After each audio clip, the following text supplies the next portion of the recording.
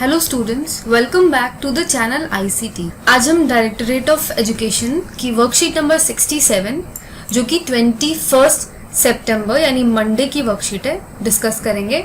और ये worksheet class 6 to 8 के स्टूडेंट्स के लिए है। But before we begin, please subscribe the channel if you are new and also press the bell icon for all notifications. तो बच्चों, ये वर्कशीट जो है वो इंग्लिश मीडियम की वर्कशीट है। अगर आपको इस वर्कशीट की हिंदी मीडियम की लिंक चाहिए तो आप वीडियो के नीचे डिस्क्रिप्शन बॉक्स में दिए हुए लिंक को क्लिक कर सकते हैं। और इसके साथ ही, जैसा कि मैं हमेशा आपको बताती हूँ, कि आप ये वाली वीडियो शुरू से लेके अंत तक पूरी देखें ताकि आपको वर्कशीट अच्छे से समझ में आ जाए और फिर दोबारा आप वीडियो को रिप्ले करके पॉज करके क्वेश्चन आंसर्स को अपने कॉपी में नोट डाउन कर लें। तो आइए स्टार्ट करते हैं वर्कशीट। यहाँ पे आपको अपना नाम लिखना है और यहाँ पे अपनी क्लास टीचर का नाम लिखना है।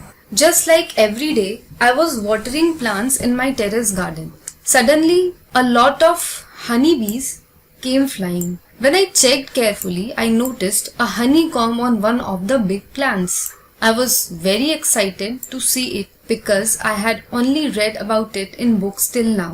Now I understand why reading books is so important. Had I not learnt about staying away from the honeycomb, I would have touched it out of curiosity and got bitten by the honeybees.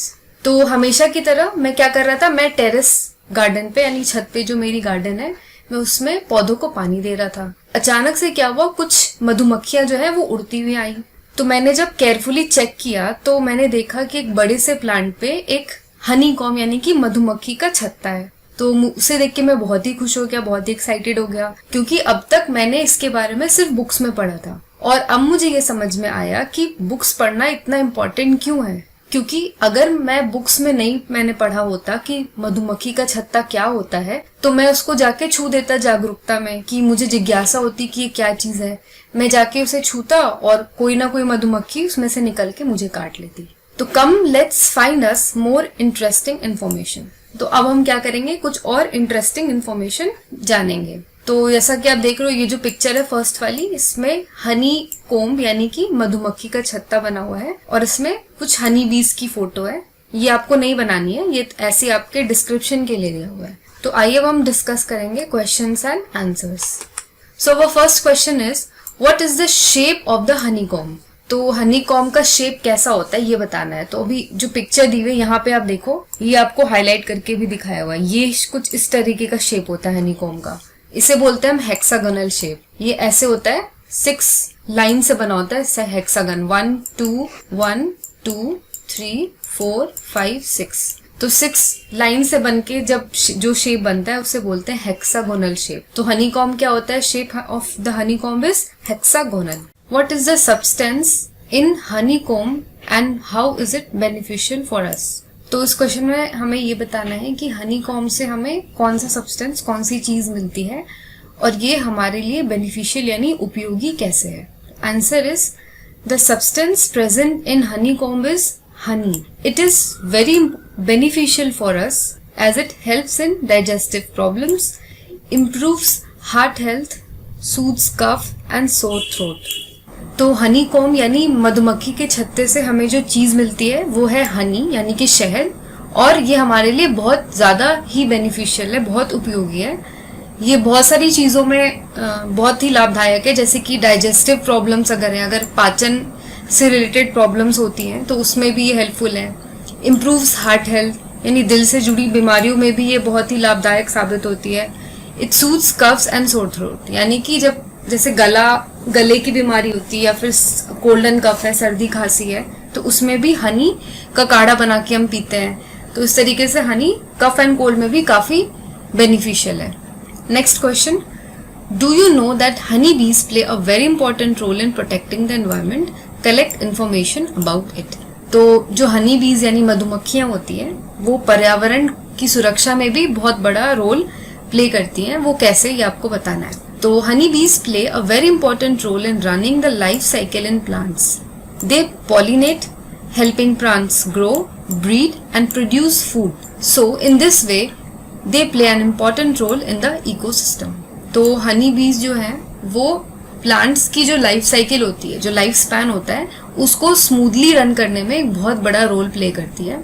तो सबसे main जो role होता है हनी बीज का environment में वो होता है पॉलिनेशन का। तो ये पॉलिनेट करती है। पॉलिनेट मतलब कि जब कोई मधुमक्खी किसी फूल पे या किसी पौधे पे बैठती है तो उसके कुछ कण जो होते हैं वो उनके पैरों में और उनकी बॉडीज में कण चिपक जाते हैं। फिर जब ये उड़ती हैं तो ये कण जो है जगह जगह गिरते हैं अलग अलग फूलों पे, बीजों पे, और इस तरीके से प्लांट्स और बीज ग्रो करते हैं। तो इस तरीके से हेल्प करती है in plants grow, breed and produce food. तो उससे प्लांट्स ग्रो होते हैं, बढ़ते हैं और ज्यादा फैलते हैं और हमें खाना मिलता है। तो इस तरीके से हम जो खाना खाते हैं, जो फ्रूट्स एंड वेजिटेबल्स हैं, ये सब चीजें हैं, उसमें से आप ये मान लो कि बहुत बड़ा योगदान ये हनी बीज और इन तरीके के बहुत सारे इंसेक्ट्स का होता है। तो ये हमारे इकोसिस्टम का एक बहुत बड़ा हिस्सा है। Next question, What other animals protect the environment apart from honeybees? List them. तो आपको यहाँ बताना है कि हनी बीज यानी मधुमक्खियों के अलावा